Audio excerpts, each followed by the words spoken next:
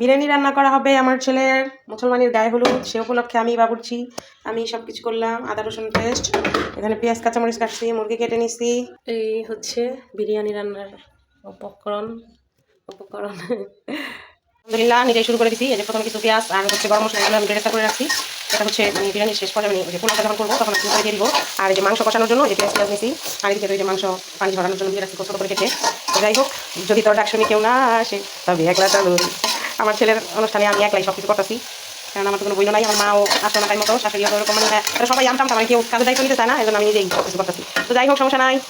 এবার হচ্ছে বিরিয়ানির মশলা ঢেলে দিলাম।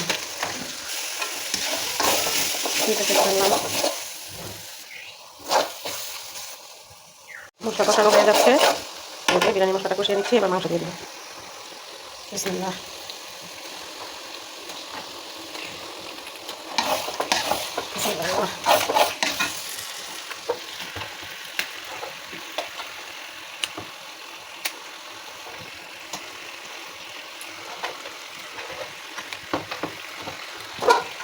এবার হচ্ছে মশলা দিয়ে মাংসগুলো কষিয়ে নেব।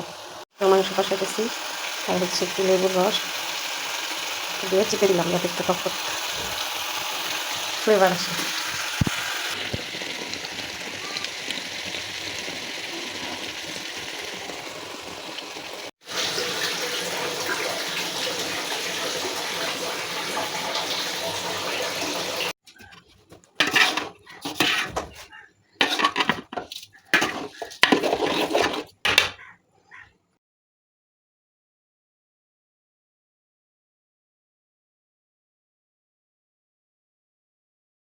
একবার বড় ব্যাগে বসাই দিছি, ওটা হইব না, এই কারণে ওই যে বেরেস্তা দিয়ে এটা উপরটা দিয়ে দিলাম।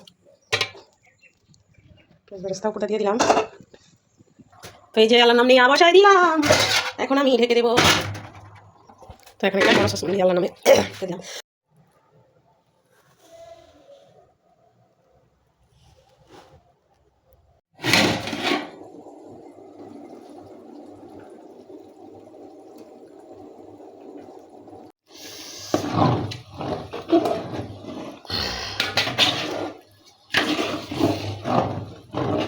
আল্লাহ,